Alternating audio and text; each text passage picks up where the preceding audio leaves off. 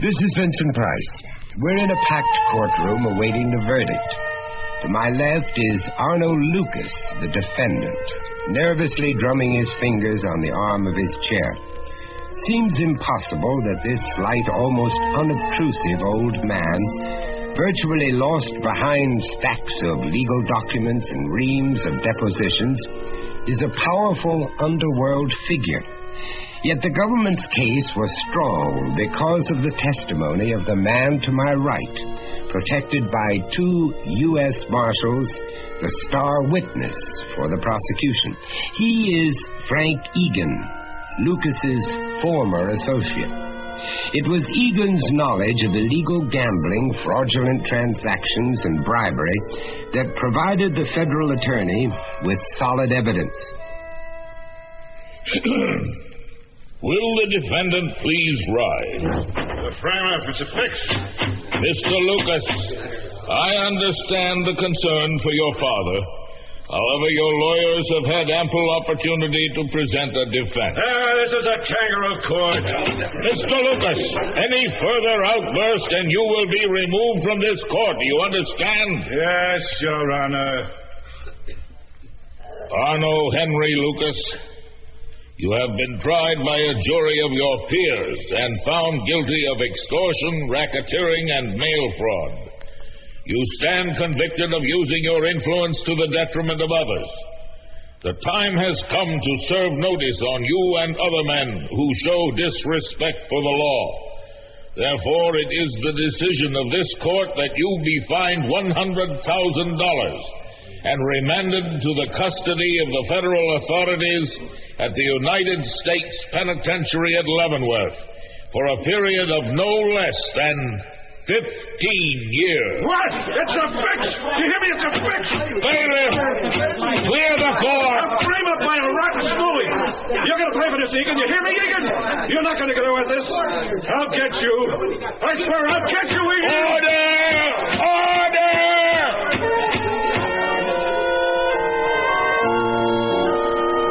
The courtroom is a sea of confusion as the reporters dash to the telephones and spectators mill about. Frank Egan and Carl Lucas face each other across the room. Lucas's eyes bore into Egan's with an unspeakable hatred. Suddenly Egan bolts from the chamber, terrified. He knows his life will always be in jeopardy. And that's only the beginning of our story.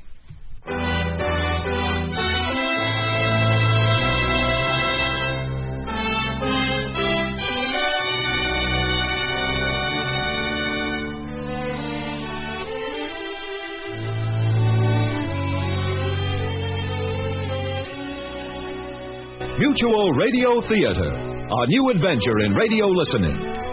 5 nights of exceptional entertainment every week, brought to you in Elliott Lewis's production of the Mutual Radio Theater. Our story, Double Exposure by Ken Gerard. Our stars, Vic Perrin and Mary Jane Croft.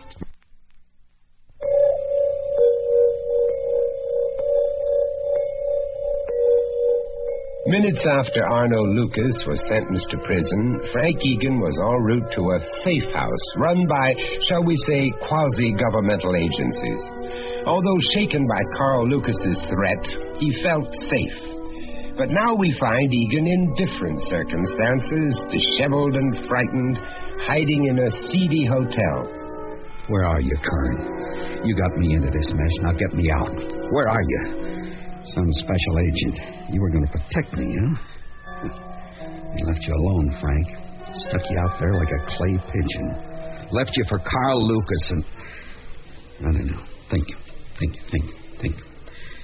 Okay, I'll show him. I'll write to the newspapers, to that reporter that covered the trial. What was his name? Coster. Yeah, you know what to do with this story. You know it. Where's my pad? Dear Mr. Coster, I'm writing to you because I've got nobody else to turn to. Maybe by the time you get it, I'll be dead. I guess all the strange stuff started right after Arno Lucas was sentenced. I was leaving the courtroom with Agent Stuart Kern.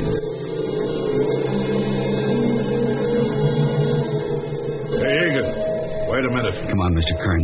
I want to get out of here. Lucas isn't going to hurt you. Are you crazy? I just put his old man in the slammer. Frank, will you play it our way, huh? He's coming. You better hold on to him, Frank. Real tight. What do you want, Lucas? Don't make me laugh. Your father had a fair trial. Shut up, Kern. You, Egan. Stooley. I won't forget. Are you threatening a government witness? Oh, no way.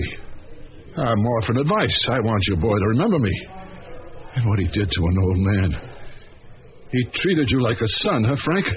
You were part of our family, huh? I want to get out of here. Sure, go ahead. Go ahead, you're free. Walk the streets, sit in the park, enjoy yourself. You got Kern and his people to protect you, huh? Carl, please. They made me testify. I didn't want to. I didn't believe me. Liar. I didn't have a choice. Oh, I feel sorry for you. You're going to be living like a king on the outside while my father rots in a stinking prison. But, Frank, you're the one who's in prison, not him. Oh, no, not him.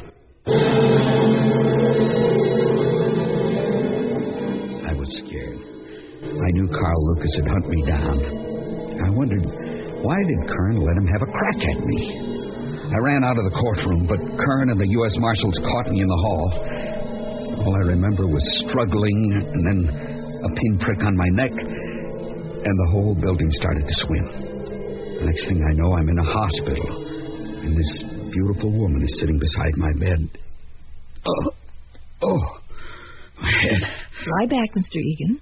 Oh, I feel like I've been asleep for days. Would you like some water? Yeah.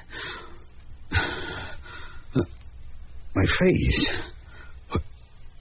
I've got bandages all over my head. What happened? Take it easy. Why are all these tubes in me? I'm covered with bandages. Was there an accident? You're all right now. Come on, please, lie back. That's better. You're fine, just fine. What is this place? Where's Kern? I want to see Kern. He'll be in shortly. I don't like this. You're safe. We've moved you to one of our clinics. We've performed some cosmetic surgery. You did what? We altered your appearance for security reasons. Standard procedure for special witnesses. You people are crazy. The surgery is part of your cover. We're giving you a whole new identity, new face, new job skills, a new life. Why, you'll be able to walk in front of Carl Lucas. He'd never recognize you. Who do I look like? Nobody. Anybody. Does it matter? I guess not. Don't take it so badly. It's like being reborn. Tell me, how do you figure in this? I'm going to be traveling with you for a while, for security and liaison with our office. When do I get out of here? Oh, not for some time. The surgery is only part of your cover. We'll provide you with an entire new identity. Your new face has to be matched with a new personality. And when you're ready, we'll begin psychological retraining. In a few months, we'll have removed all traces of Frank Egan. It's a successful program. Trust me, Frank. Trust me. I sank into the bed, confused and apprehensive. Everything she'd said swam in my brain. They'd operated on me, given me a new face. They were going to make me into somebody else. I didn't even know where I was. Suddenly, my eyes filled with tears, and I felt alone. Alone and very frightened.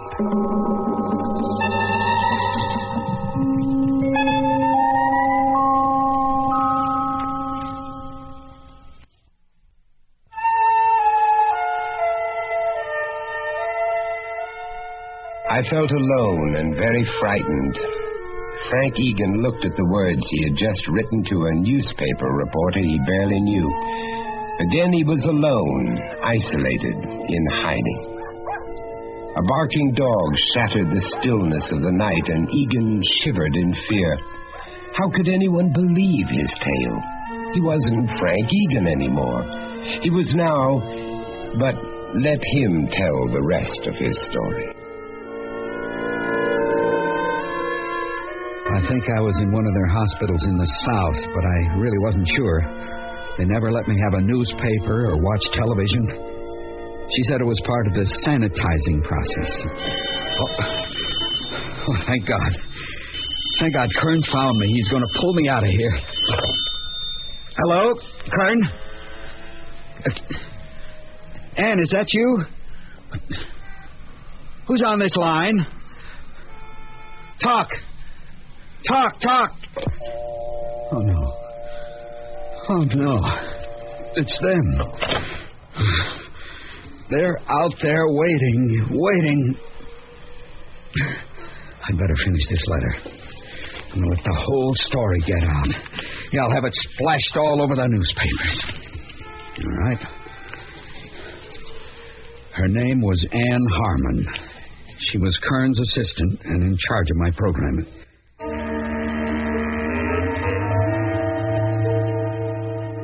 Feeling better, Frank? I guess so. It's creepy. I can't get used to looking at that face in the mirror. It's strange. I mean, it's a handsome face, but... Well, you understand, don't you, that your old life is over. Now you're Taylor Shaw. That's my name? Well, I don't like it. It sounds... Well, it's not me. Goes with your looks. And when we're finished with your reprogramming, you'll be that man. Okay. It's better than Carl Lucas chasing Frank Egan the rest of my life. He'll never see you again. Now, let's start with some basic trait corrections. We want you to undergo certain tests. Nothing harmful, just subconscious relearning.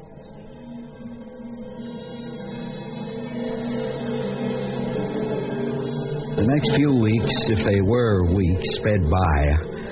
I was turned inside out. I learned to talk differently, to walk with a bigger stride. And in the end, I was thinking like Taylor Shaw. After a while, I enjoyed it, but deep down, I was afraid. And then the nightmares started. I never told them about that. Maybe I should have. No, Frank. You graduated from Lafayette College, not State. Sorry. There's just too much to remember. Well, take your time. We can go over your background tomorrow, but you better review your notes this evening. Well, when am I going to graduate? Leave this place. Soon. Very soon. A week? 2 weeks? Oh, come on, Miss Harmon. It can't be that secret. I imagine 2 weeks is a good bet. All right. Where am I going to be sent? First, you get your personal history down, Pat. Then we'll talk about it. I'll lay you odds. Taylor Shaw doesn't lay odds. I'm sorry. I would guess that I'm going up north, somewhere in the Middle West. And my cover, an office job. No, middle management in a manufacturing company. Am I close? You're too smart. Is class dismissed for the day? I don't know. I may never graduate. Cheer up, Mr. Shaw. You're going to be released tomorrow. You're kidding. Tomorrow? You and Miss Harmon are leaving for California in the morning. When did you make this decision? I didn't. Mr. Lassiter changed the plan. That's a major alternative. I don't think Mr. Ann, can we discuss this later? There's a staff briefing at 4:30. In the meantime, I want Frank, Mr. Shaw, to get some rest. I feel this is too sudden. Ann. Well, everything's okay, isn't it? I mean, I'm still covered, aren't I? Yes, of course. There's nothing to worry about.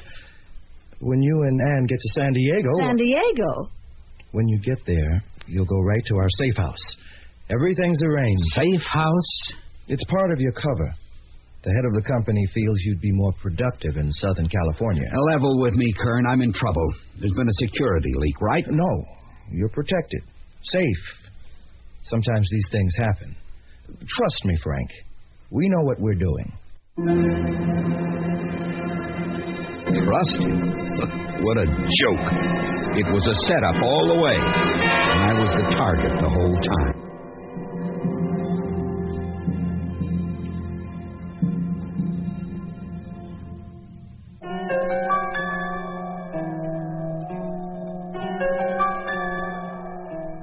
Frank Egan, the man on the run, sits hunched over a desk in a sleazy hotel. Frantically, he writes out his story. It is a desperate attempt to relate the events that have brought him to San Diego, events that destroyed his real identity and turned his world inside out.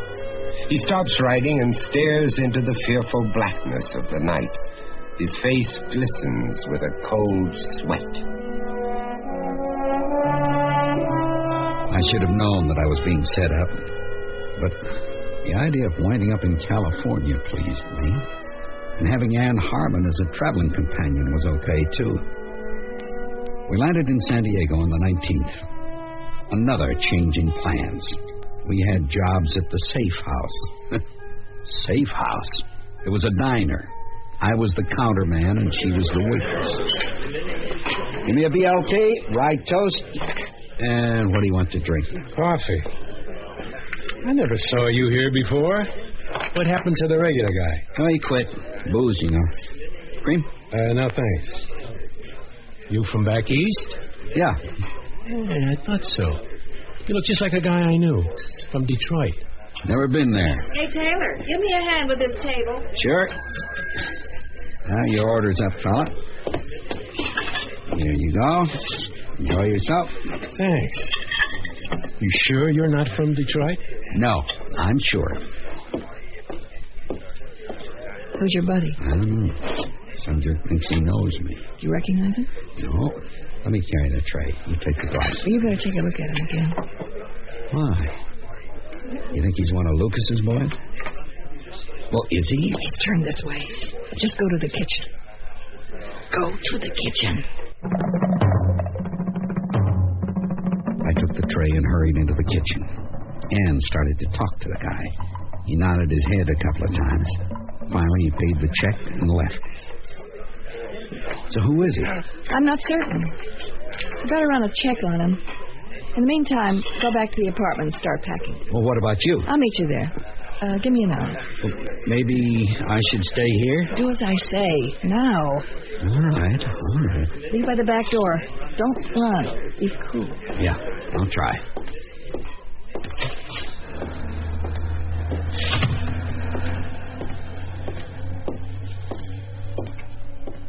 Hiya, Mr. Shaw. How you doing? Where'd you come from? Just been waiting for you. Look, I don't know you. I don't want to know you. Oh, sure. Tell me all about it, Mr. Shaw. I don't have any money. Here, take the watch. Oh, come on. Drop the act. Act? What? You think I'm somebody else? Look, man, I know you. We've been waiting months until you showed. Did Carl send you? Did he send you? Carl?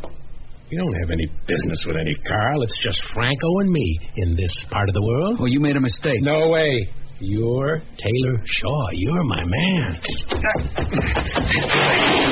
Down the alley! You got it! That way! I got him!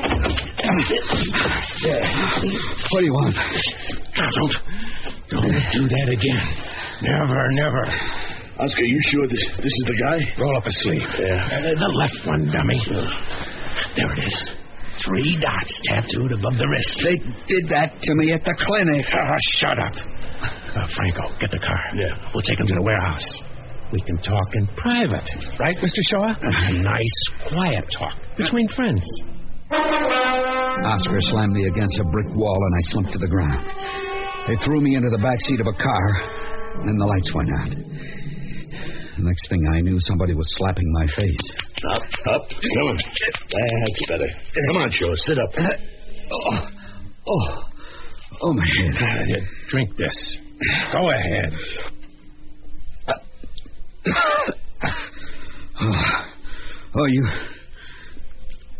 You guys made a mistake. It's not what you think. Sure. Tell me about it, punk. Now, where's our Franco, take it easy. No need for the rough stuff. We're all friends. Isn't that right, Mr. Shaw? Just good buddies. What do you want? Money? Oh, man, if that isn't a joke. Control yourself. That's right. We would like our money, just as promised. We delivered, now you come across. It's business, Mr. Shaw. Nothing else. I don't understand what you're talking about. $300,000, that's what. It's our dough. Oh, easy, Franco. Easy. He's right, Mr. Shaw. You owe us. For what? Hey, let me take him out. Not yet. What's the use? Now, we're not getting anywhere with now this back spree. off. I don't want this to wind up like the other one. What's the difference, Oscar? He's going to die anyway. No. Let's just get the money. That's all we're entitled to. I don't want another killing on our hands. Go ahead. This can be short and sweet or damn painful. Now, where's the $300,000? I don't have $300,000. Mr. Shaw, we performed our end of the bargain. We brought in a shipload of heroin. We killed the Coast Guardsman. We did everything your people wanted. And now we, Franco and I, want to get paid. I am not Taylor Shaw. Damn it, save that garbage for somebody else. The dough. Just get us our share. Understand? You got the wrong guy. No, sir. We've waited for you. You're a month overdue. A month. Look, I'm Frank Egan. They changed my identity for protection.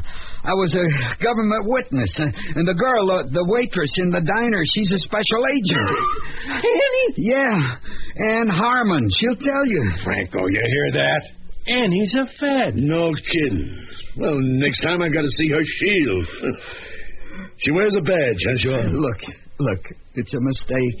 Just let me out of here, and I won't tell anybody, all right? I can't get over sweet little Annie working for Uncle Sam. Well, it's true. It isn't. Because Ann works with us. She's the one that brought you out west, right? She's a runner for the syndicate. No. She's with the FBI. Come on. Hey, Shaw, cut the double talk. Now, we are tired of waiting. Now, tomorrow, all of us are going to the bank, and you are withdrawing our money. What bank? The one that has our 300 G's. Cool it. Now, look, Shaw. We know you've got a safe deposit box somewhere in town. Just open it, and this whole stinking mess will be finished. I am Frank Egan. Don't open your mouth again. Now, don't. Please, believe me.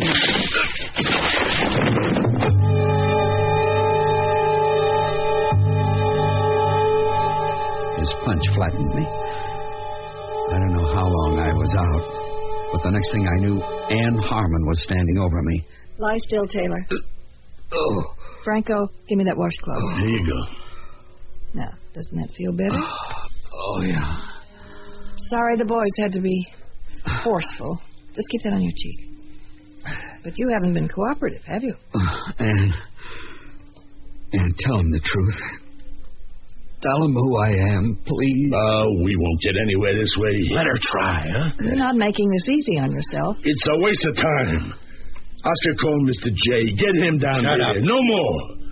Look, we've taken all the risks so far. Now, you call him. He can deal with his creep. Franco, will you shut up? Mr. J, what are you talking about? Nothing. Now, just forget it. Tell her. Franco. Mr. J is our partner, silent partner in this business. Listen, will you keep your mouth shut? No. I've had it. I thought you ran this racket alone. Mr. J put up the bread for the boat, the lab, distribution. We're only transportation.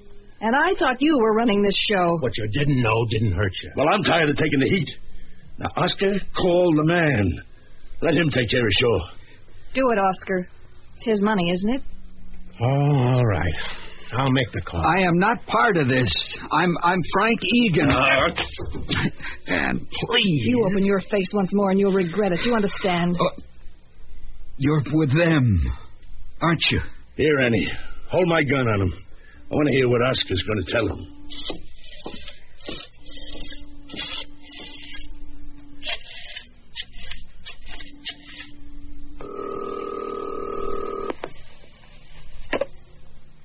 Talk. The man from Detroit is here. I know. I saw him at the diner. You were there? Talk, Oscar. What's the problem? He says he's not our man. You checked for the tattoo? It's there. So, let him take you to the safe deposit box. He doesn't know anything about it. What are you trying to pull? Nothing. We've worked him over, and he's still saying he's some guy, Frank Egan. Yeah, Egan. The guy who fingered old man Lucas? How do I know? Listen, Mr. J, you got to come down. We want to turn them over to you. This is getting sticky. You were paid to make the delivery, then to take Shaw to the bank. Now do it. No. It's out of control. Okay. Here's what you do. Make this guy talk. If he's Shaw and holding out for a slice of the action, I want to know. But if there's been a switch or something and he's Egan, well, keep him alive. He's worth a hell of a lot more than $300,000. And I know just who to call. Yes, sir. You in the warehouse? Right. Give me an hour. I'll be there. Well, he's coming. But first, we need some questions answered. I watched Oscar put down the phone, and then he looked at me. His stare sent a chill through my body. I acted quickly. Anne had turned away from me. I grabbed her gun. He's got the pistol. Stay back. Get him, Oscar. Don't do it, Frank. He's getting away. Head him off there, Franco. Use the back stairs. I ran like a wild man into the night. I didn't know where to go. I was alone, and I was afraid. She'd maneuvered me into a trap, but why? Why? It pounded in my head. Any way I looked at it, I knew I was a marked man. I would never leave San Diego alive.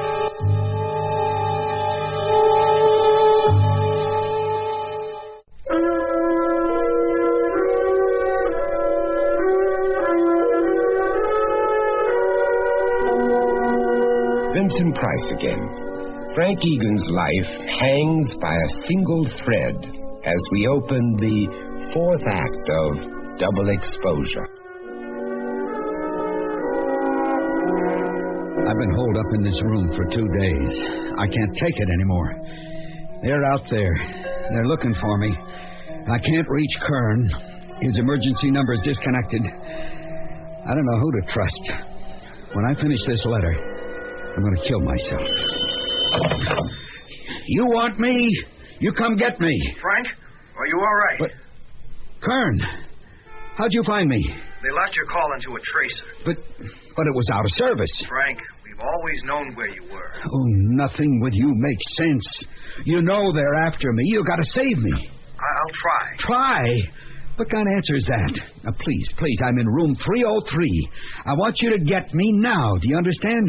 We have to let the string run out. Just stay put. Let her make the next move. Anne? Well, you know your girl's part of a heroin ring. She's not with you. You've got to wait. Why? Whose side are you on? Do you have a gun? Maybe. Maybe not. Stay away from the window. Oh, you got me into something else, huh? I never had anything to do with drugs. Kern! I gotta get out of here. I'll go down the fire escape. The gun, Okay. Steady, Frank. You're almost... Maybe Kern. Yeah? Frank, get out of the room. The whole thing's gone sour. How'd you find me? Never mind. Move. He's on his way. Oh, you set this up with Kern, huh? Yes. Oh, I'm not leaving this place. No way. If you tell me to split, then I know it's got to be safe. You got another target. We've had you staked out from the beginning, Frank. You mean set up? There's no time to explain. Oscar and Franco are on their way. You tell it to the Marines. Sure, you want me on the outside. No way. I'm not leaving this room. I'm going to call the police. Yeah? Night, manager. Bull. Don't kill him, Franco. Mr. J wants this clown alive.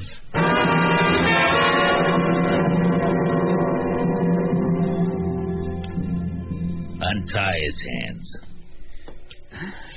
How you feeling, Mr. Shaw? Is that your real name? Yeah.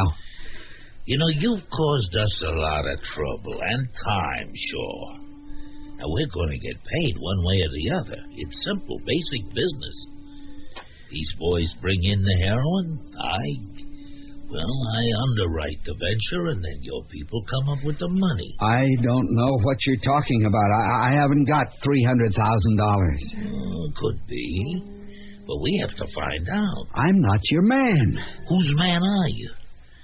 Mr. Oscar here tells me you said you were Frank Egan, huh? That's right. Well, the only Egan I heard of was a fink, a stoolie who sent old man Lucas to the slammer. You that Egan? No, of course not. I don't know any Lucas. Could be. But we'll cross that bridge later. Whoever you are, I want my money. I delivered the junk, you pay. No more stalling. I'm not your man. I don't have it. Let's try that again. Think carefully, huh? You can work me over all you want.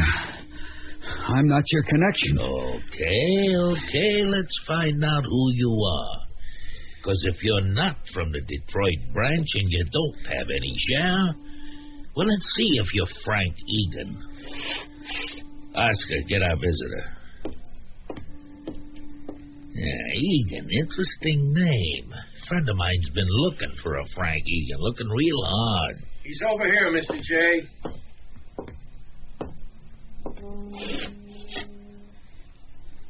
Well, Carl, is this a man? It doesn't look like him. He's had his nose fixed. You checking for facial scars? No, let's take a look. Keep your hands off me. Hold your head still. I said still. Come here. Yeah, is that what you mean? He's got small incisions near the hairline. Yeah, he's had cosmetic surgery. You talk. You're holding the wrong guy. He said he's Egan. What do you think? I'm not forking out $500,000 till you can prove this creep's my boy. Now, if he's the one, you get the bounty. If not, sorry. Listen, Carl, I wouldn't have brought you out here for nothing. He's Egan. Prove it. All right. Bring him here. I'm tired of horsing around with you, fella. Just give us your real name, huh? No double talk, no wise answers. You understand? Yes. Great. Let's have it. Frank Shaw. What kind of answer is that? Tom, crummy stumble bum, get your head straight. Let me handle it, Mr. J. I know just what to do. Shh. Now, easy, boys. Not yet. I'll let them beat it out of him.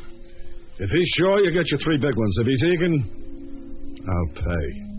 You can't lose, Mr. J, but you got to prove it to me. He's Egan. Don't worry, I will. Tie him to that chair. Give me a joint. No, I need a 38. Here, use mine. Okay, big shot, we're going to play a game. It's called a truth game. Very simple. All you need is a gun, liar, and 1 bullet. You see?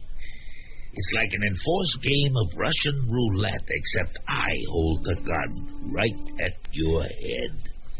Simple, no? Yeah. Good, I think you got the picture. Now, this can be a short game or a long one. You see, fella, at this point, I'm playing for big dough. If you kill me, there's no payoff.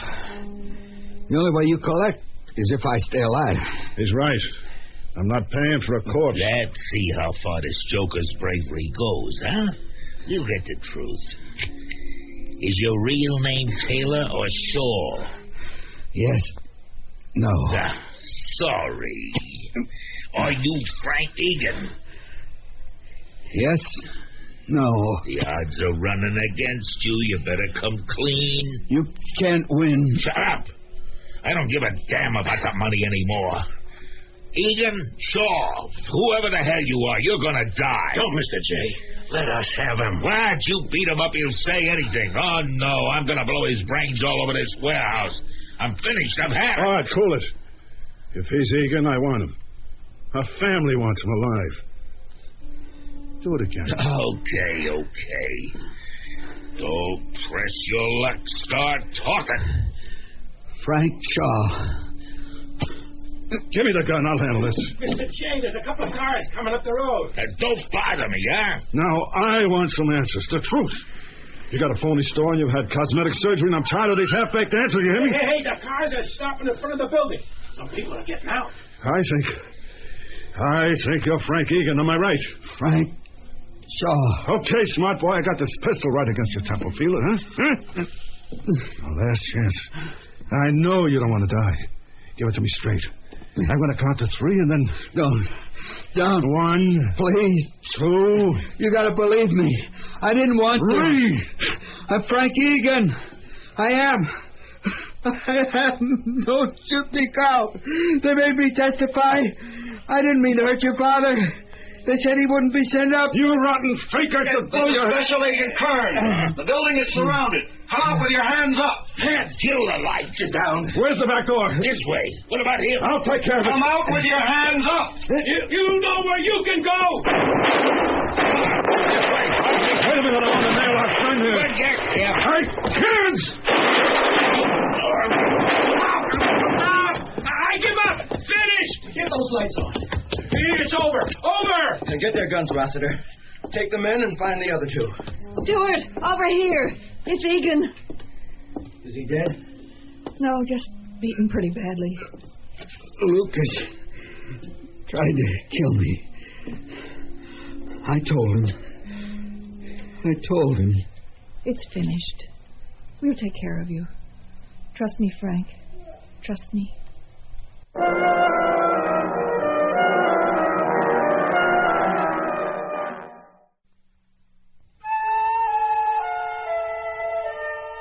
Stuart Kern and Anne Harmon arrived not a moment too soon. Oscar and Franco were captured. But what happened to Carl Lucas and the elusive Mr. J? Agent Kern. Good morning, Stuart. How did your meeting go with the agency chief? Fair. He was quite disturbed that we didn't apprehend Carl Lucas and Mr. J. Yes, well, under the circumstances, we were lucky to get the other 2. The boss doesn't see it that way. He wanted Jay so bad he could taste it. Well, at least this time we have 3 men who can identify him. 2. Egan's had a complete nervous collapse. He's no use to us. The psychiatrist reports he's assumed a dual personality, grand schizophrenia. He's become Shaw and Egan. I should have gotten him out of the hotel immediately. Oh, so much for a case against Lucas. I thought we could have had him on attempted murder. Well, I think I can persuade Oscar to cooperate. He's facing an assortment of charges. It's worth a try. Let's move him to the clinic. He's already there. Selecting a new face? Oh, no, we haven't progressed that far. It's in the early stages of discussion. Anne, when you conclude the talks, why don't you have the doctors make him look like Frank Egan? Interesting concept. We could use him as bait to get Carl Lucas and possibly Mr. J. Interesting. Think it over. Give me a call. I will, Stuart. I will. All you have to do is get Oscar to trust you.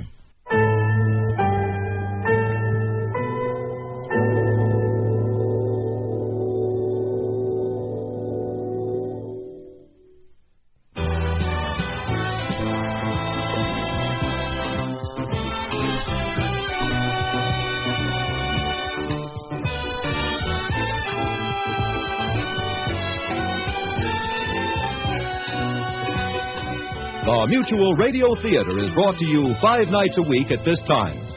Tonight's original radio play, Double Exposure, was written by Ken Gerard and produced and directed by Elliott Lewis.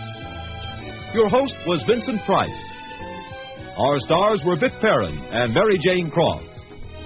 Featured in the cast were David Downing, John Larch, Marvin Miller, John Shea, and William Zucker. The Mutual Radio Theater theme was composed by Nelson Riddle. John Harlan speaking. The Elliott Lewis production of Mutual Radio Theater is a presentation of CVI.